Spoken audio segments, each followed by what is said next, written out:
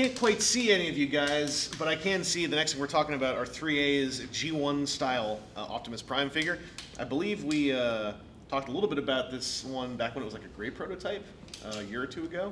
Yeah, I think that was our first time that we worked with 3A, right? Yeah, and this guy's now into like he's much more done. I did a prototype playtime on an earlier version of this figure, and this feels way better than the one that's in the video I put up. His neck is super solid. Ratchets left and right. That's what those ratcheting noises were. And he's got all that. Even ratchets when you're not touching it. And he's got all the light and sound stuff in him. Oh, sorry, not sound. What am I saying? The ratcheting is a sound. He's got all the light stuff in him. He's got the Matrix gimmick I really dug in the video where it's like it's lit up, and the way you get the Matrix to come out is it's on a spring button. You click it, pops the Matrix out, and it turns the light off. So when you put it back in, the Matrix is kind of like, it's not all in there. Now it's all in, and it's lit up. It's little things like that I think are pretty cool. He's got well-jointed hands. He's able to give a thumbs up, which is very important to some people. And if you want to clean up his legs, if you don't like all the toy stuff on the side, you can just take all these things off and... Magnetate? Magnetate. It's a verb I just invented. And you can place these things back on. And if you really want to, the wheels roll. You know? Vroom. This isn't the only version we got sitting here, though. There's also a Think Geek exclusive White Ultra Magnus version and a Dark Nemesis version that's going to be exclusive to Big Bad Toy Store. So if you want to go in on a big 3A Optimus, you also got color options. And I know someone at this table named IanHardReturn.net, which is his legal name, is really into Dark Nemesis Primes. Yeah, I love collecting black primes. I think they look really nice, and it means that I don't just have a big sea of red, I have a big sea of black on my shelf. There's so much to look at, even just a static toy here. There's not a surface on the toy that doesn't have something going on, so you look at like the leg here, and there's a bunch of cool weathering and everything like that. There's a bunch of detail in here. I love the way that the hands work, where you can actually get fingers tucked behind the other one, so it actually looks fairly organic and really natural. Honestly, like it's a big, impressive toy. So like I think it looks awesome.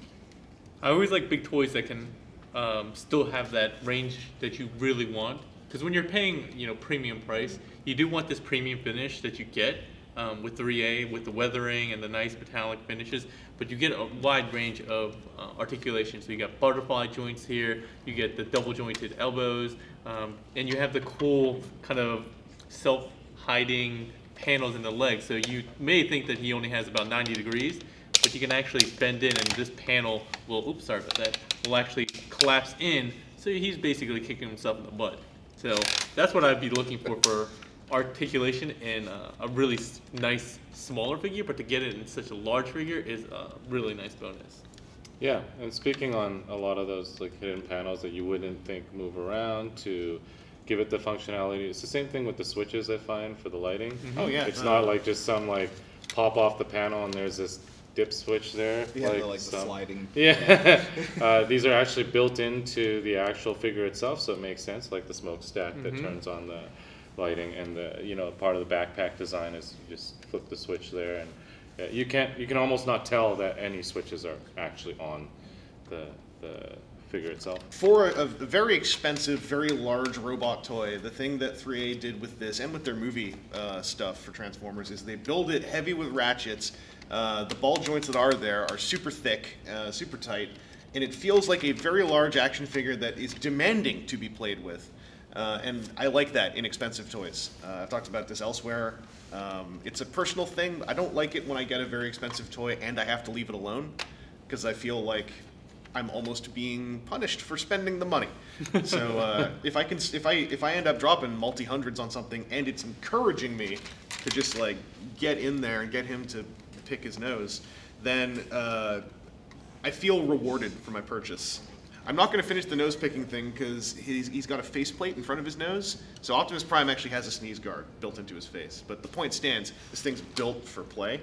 Like to put the axe on his hand, you just pop it off a ball joint and then just stick this thing on. And now he's got an axe hand. And the gun has a big tab in the palm, so when you're posing all the ratchet joints, you're not going to vibrate the gun out of his hand. You know, it's very important to some people to have a gun that goes into articulate fingers, tab right in, lock in. One might say it's almost as important as giving a thumbs up. And the last thing I would say is we only got to see some version of this one before. The white one, because it's so light, you get to see a lot of surface details and the panel lining, just the small details that you see everywhere, the vents. Really, that's kind of a cool thing that kind of gets hidden in the black and the red and the darker colors. So it's really cool that the ThinkGeek version has a little bit of different aesthetic, or at least a different look that you can appreciate. These things are very close to done. This feels very close to done. So I know the pre-order for the Big Bad one is up on Big Bad Toy Store's website, which is the primary way they sell toys. So if you want to check it out, I believe the price on these is $390, and they should be shipping in the October-ish time frame, as we're told. Also, he's got the cannons on his back, and they're pointing up. And the next segment we're going to do is also up. And Nitro Zeus is a great character. Anyway, we're here to talk about some 3A movie Transformers pieces.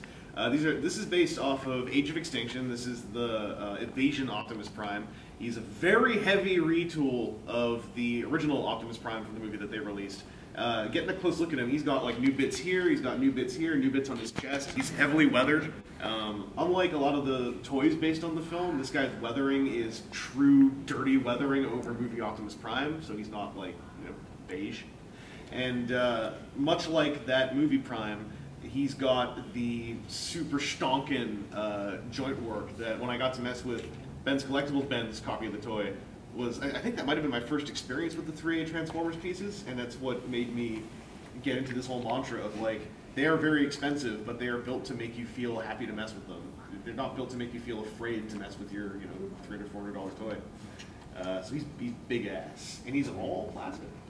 He's super heavy. He's got rubber. And he's he's got rubber. Yeah, rubber on the tires. Rubber tires. You can wiggle his tires, which is fun. And he comes with bits, a sword, got a gun. He's got his knuckle for when you want to like just jaw somebody. He's got the same. Right now? Yeah, bring it. Put it in there. I don't mind if it's his. And he's got some you know, light features and whatnot. I like this movie Prime figure a lot. I really had fun with Ben's. I'm happy that that's carried over in this thing. I think it looks gorgeous. The faceplate gimmick was super cool too. Oh yeah, it magnets on, so you can just pull that thing off, and you can have, you know, the really spooky. I would Prime never face. remove that. Yeah. This is for when, if you need to tell someone a message, you take the faceplate off, you make them look in his face, and you tell them, I'll put it back on. Please, thank you. Thank you. I actually had to ask the 3A team if any of this had die cast, because some parts of it seem so dense and like so sturdy that I was like, this has to be some amount of die cast in here. No, not at all, but you're definitely getting your money's worth with this figure in terms of the overall styling, detailing, just build quality, all these little things that move around, whether it's these, I don't even know what these things are called. Those are the things that get out of the way so you can bend his leg. Oh, scientific names. Yeah. The properly cracked glass as well. Oh, the Yeah. bullet holes and like the rust kind of in there and straight down the leg. It's fantastic. And he has LEDs, right? Yeah. He has light features in what, the head, the chest? Yeah, head and the chest, and the batteries store in the drums on his back, That's cool. which is kind of cool. It's like with those G1 primes that 3A makes. Like there's creative places for switches and storage stuff. Should we move on to this little guy over here? Yeah, this is from their the Last Night offerings. This is a very, very early prototype of Squeaks. You know what? The weathering on that is a lot better than on the Deluxe. It's nice to see. It doesn't look like brown chocolate. It's nice to see actual rust and not chocolate. Listen, I'll wipe down a moped in chocolate if I want to, and you can't judge me for it, mister. I will. But yeah, Squeaks has got, I didn't get a good look at this except from my vantage point, but he's got lots of stuff going on. He's got his tools and his little hat. Yeah, the things I was looking at were the cracked glass that they did for the eyeballs is actually phenomenal. Very nicely done. Right? And then the axe handle leg, which who knew it was an axe handle? Yeah. There's but a bike chain in there too somewhere. Yeah, and springs everywhere. Like, because like for a Vespa seat when you sit on it, right? Like it's got the suspension and it's got like the little springs in there. It's got a huge amount of detail. It's a shame that it's for squeaks. Yeah. I can't tell you anything to change your mind about squeaks, but yeah, like to take all of those elements of the Vespa and just like functionally work them into the figure, like it's fascinating to look at. Yeah, it's gorgeous. There's a lot going on. This almost makes me want to see the movie. It's okay. No. I said almost. Yeah. I think you have less respect for this awesome figure after watching the movie. Have you seen the fourth movie? Because that's the best one. Lies. But this makes me actually a fan of the genre, because this toy is like the first thing I've seen like that from like the Babers that actually screams like, wow, this is awesome. Yeah. Well, it's the part where they merge the movie aesthetic of the pile of knives, shards, and everything, and build that over a super playable skeleton. Like that's something that just makes it come together for me. And all the paint work, the 3A has very high paint production value. They can layer and layer and layer the stuff on. They can make plastics look metal. So. And they're magicians, because they made me enjoy something I don't. Yeah. There's always room for magic. This guy's now available. I heard on the grapevine. And Squeaks is obviously still in development. I believe it is pre-orderable. Yeah. So if you do want to throw down a Squeaks pre-order, you're able to do that. But yeah, 3A is still trucking on through. Whoa, trucking with their Transformers stuff. Classics and G1. So let's make way for the big rig to roll through and take us over to the next segment. DNA Designs Susano was the first full figure to come out from DNA Designs. It was a bludgeon type, and back in the day, Generations bludgeon got turned into Banzai-tron. So we now have Arashi, who is a Banzai-tron version of Susano. He's got two new face sculpts. Both are new face sculpts. And he's got a new weapon. It's like a little bayonet pistol. And his colors are very referential to that Generations Banzai-tron. The face sculpts are friggin' cool. It's all full of like panel lines and fangs and anger, which is what I think of when I think of Banzai-tron. I kind of like Susano, so this is catching my eye. The way that they placed the colors on him is pretty cool. Like these plates here were more of a solid basic color, so doing them in gold made me for a second think they were new. You were saying for a second you thought the chest was new. Yep. I'm pretty sure it's not, because I remember those pectoral lines. Yeah. So that's some cool color work. You kind of dug Susano, didn't you? Yeah, I mean, I'm a huge Bludgeon fan, and I even like the Revenge of the Fallen version of Bludgeon. I really like what they did with Susano, and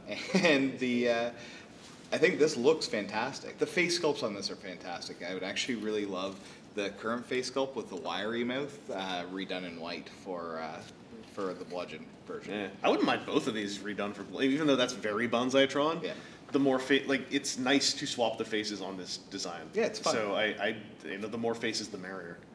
Mm-hmm. The new gun looks pretty cool too. It feels like it's supposed to be like almost. I was sitting here going like, does this just go on here somehow? But it's neat. It's violent, Yeah, and this actually, I didn't know anything about Banzai-tron before, but the first thing I saw when I saw this was Blast Wave. It made me think of the RID Blast Wave, which was a, I guess, pre-deco of Bludgeon for the RID series. Oh, yeah. Yep. And so that's what I thought it was, and then after doing a little bit of research, I think somebody told me this is Banzai-tron, and a very specific version of that, right? Because his original colors were not this blue and green. Well, the original was a Action Master. Yeah, it was more black and green, if I remember correctly. Yeah. And it's a far take from and he was very simplified design, like even the face sculpt and stuff, like this is way better and like way more articulate. Mm-hmm. Like this face sculpt is somewhat referential of Energon Mirage, who was redecoed into Banzai-tron by the Bakhan people back in 2010. So this is kind of pulling from all the Banzai-tron sources. I wonder if this gun is similar to the Action Master Banzai-tron gun, because I do not remember what it looks like. Well, the gun was actually his transforming partner. Yeah, well, isn't there also like a piece that plugs into it? I believe so, yes. Yeah. I do feel he has way more of a samurai feel this time.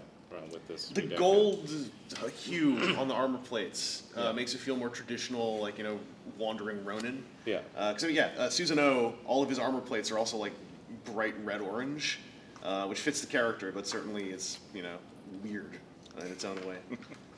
But Arashi is, I guess, the second full figure release from DNA Designs, and got a whole bunch of cool new parts. I hear the pitter-patter of other cool new parts, and they're coming from right behind Henry. All right, Henry, holy! Subtle. What are you doing? Sid? How are you? This is practically unrustable, you bastard. We're talking about unrustable bastards. We got some fresh shots, some fresh shots chilling out over here of the Unrustable Bastards, a Kickstarted toy line of little dudes who have big bikes, and they can combine together into a big bike dude. That's right. So, where are we at? Where are we at? We're doing all right. We're doing all right. We're nearly getting there. How far away are we? I think we're about that far away from release. Pretty close.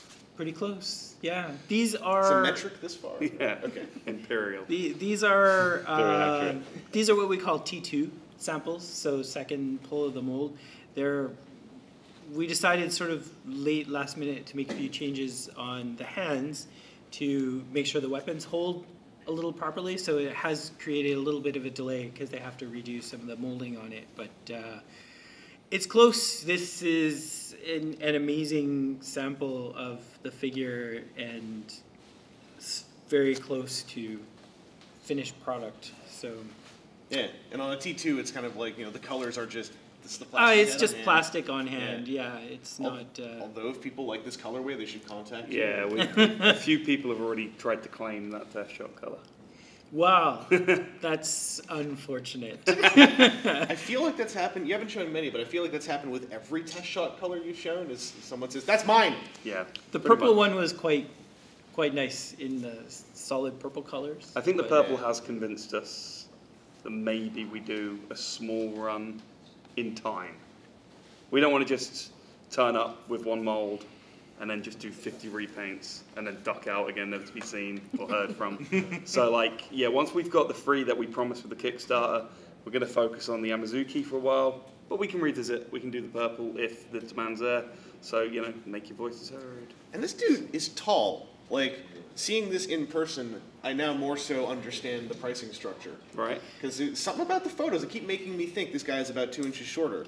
The original was shorter. But that's what it is. Yes, Okay. if you actually saw the original painted resin, Yeah. it was decided after we had the resin, we sat down, discussed it a little bit, and said, well, you know what, we should make the small guy 3 3/4. To do that, we have to upscale everything. Yeah, So it wasn't much. It wasn't a whole lot, yeah. But now the rider is 3 3/4 inch figure, and the bike corresponds with all of that, and it does make a difference if you do have the two of them together. You can really see that, okay, this one is definitely smaller. So Yeah. the bigger size makes a pretty big difference. It's got to be cool going from having that resin with you at the table on day one of the Kickstarter to now having like T2s Yeah, much right. larger, just getting ready to roll out. Absolutely. I mean, we would have liked to have the finished product here, ready for the show, but we'd already decided that even if we could have had it ready here for the show, you have to do the Kickstarter backers first.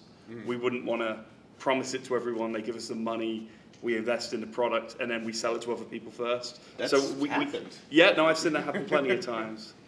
But we didn't want to do that. For a bicycle, it rolls really nice just sitting here, which is pretty Yeah. cool because usually you have to be kind of dainty with a bike and roll it like this.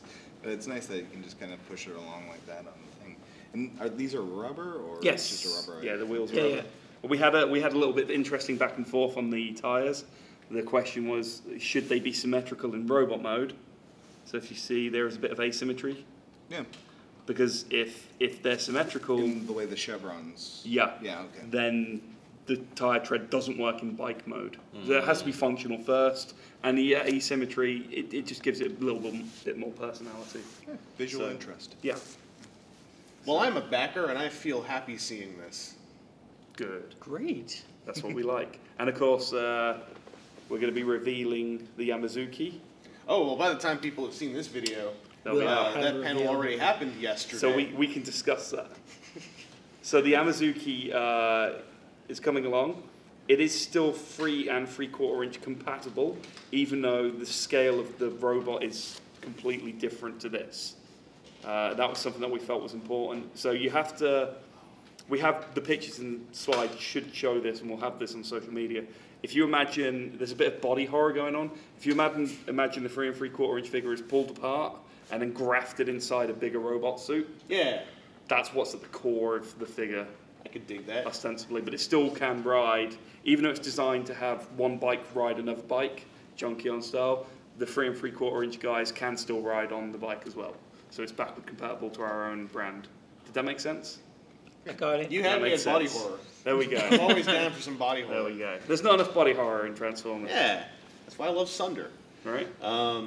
Well, yeah, it's great to see these things coming along. I like watching Kickstarter toy lines come along because there's a very toy hippie part of me that likes that whole, indie grassroots from funding to piece Yeah, absolutely. progression.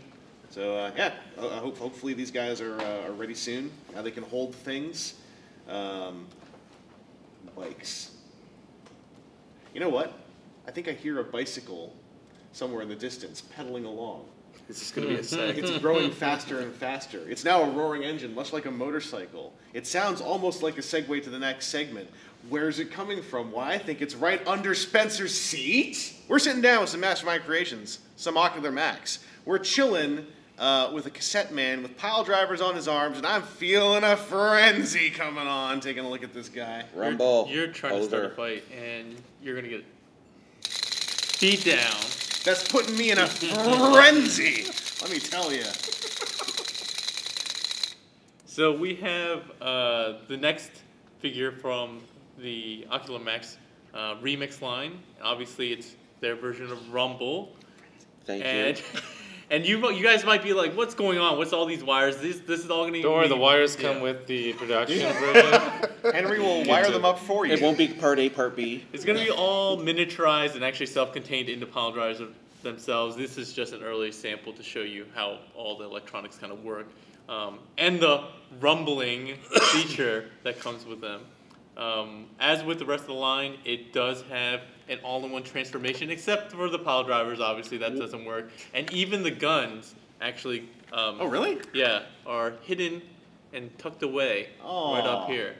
So I'm really impressed with this figure. I'm not sure where they're going to add diecast. I know there's some in the shins, but this all-in-one transformation is just really amazing. The fact that he has an ab crunch, as well as the ability to put the pile drivers on his arms, as well as you combining it with the guns to make a backpack, as we've seen before, is just a lot of things just adding up. Obviously, it comes with this little stand to help you keep your Rumble and Frenzy stable. But overall, I'm just really, really impressed with this line. And this is my favorite one of the line so far. I've been waiting to see the bipedal robot in this line because I love the niche ass gimmick of one-to-one audio cassette. It's such a cool idea. And those come off. Yeah. Yeah. So you can wave them around like little guns. Yeah. All right. Yeah, the whole thing of like one-to-one cassette. The only thing that I've been waiting for is because the two that are out now are beasts, and so there's only so much a beast can do. And I'm like, I want to see a little robot man, and man, I am just frenzied thinking about messing with this piece. Also, because he brings back the thing that Jaguar did, which is having his alt mode also rather reasonably scale with Masterpiece stuff, if that's something that's a big import to you. Because Jaguar is big enough, so you can pull some screen caps where he's bigger than usual, and he jumps on people. This little guy is just a great mini bot size. I love the guns on this. I like how it's not like the original where the guns were like so huge, like they're almost disproportionate to the.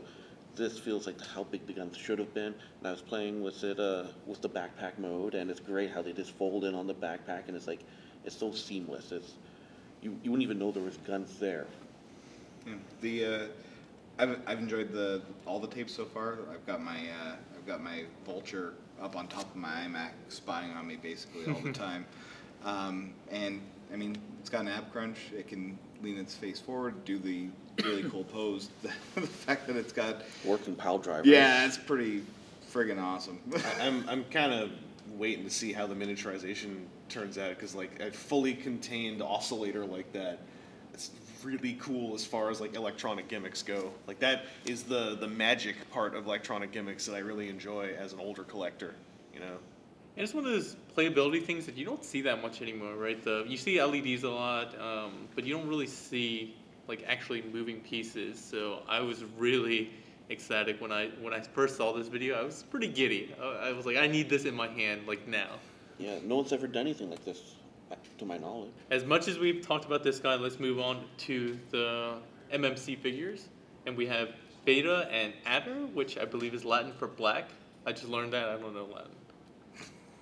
And these are versions of the Drift character from the IDW series early on in his like kind of like Drift Spotlight storyline. Kind of. Yeah, he was Deadlock before he became Drift, and then he showed up, and then he teamed up with Winger, the Alpha. Mm-hmm. Which we reviewed at last one. Toronto? Yeah. Yeah.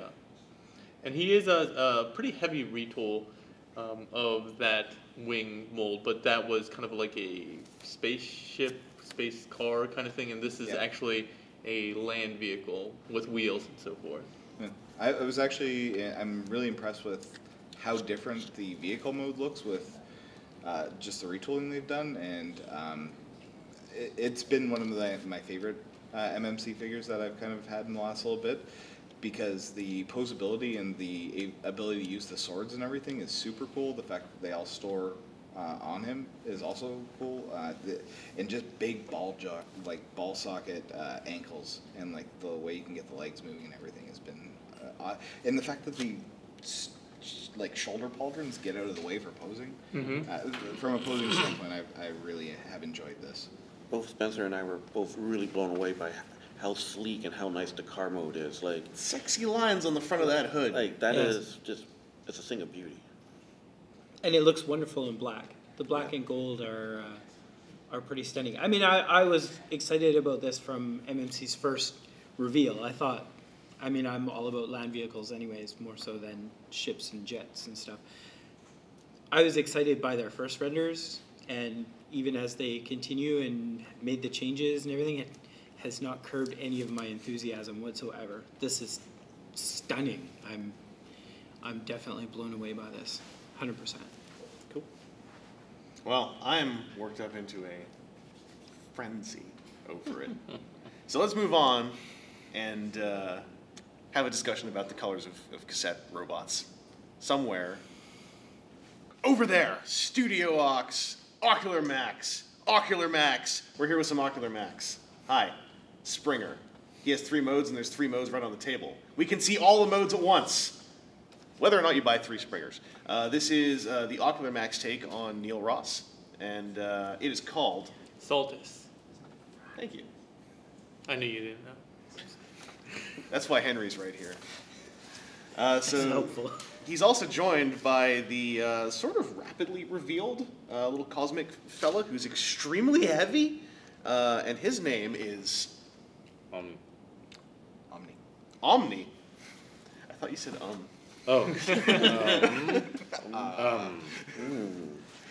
So this is some fresh Ocular Max, and this little Cosmos is joining a weird little fraternity of Cosmosi. Yeah, I think he's our 3rd in the masterpieces scale. Yeah, well, the weird thing about Cosmos is you just kind of have to make one, and everyone seems to think they're all masterpiece.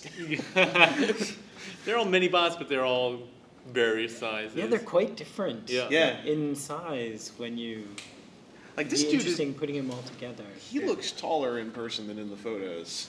Because he's not slender by any means, but photos make a squat dude look, about a head shorter. And the thing this dude's got going on, he's got pythons, and he's got like full-on masterpiece looking hands. And I don't know, it's kind of, there's something weird about it. It's kind of cool too. And he's, like I said, he's heavy as heck. Yeah, he has a lot of die cast. Let's get him situated.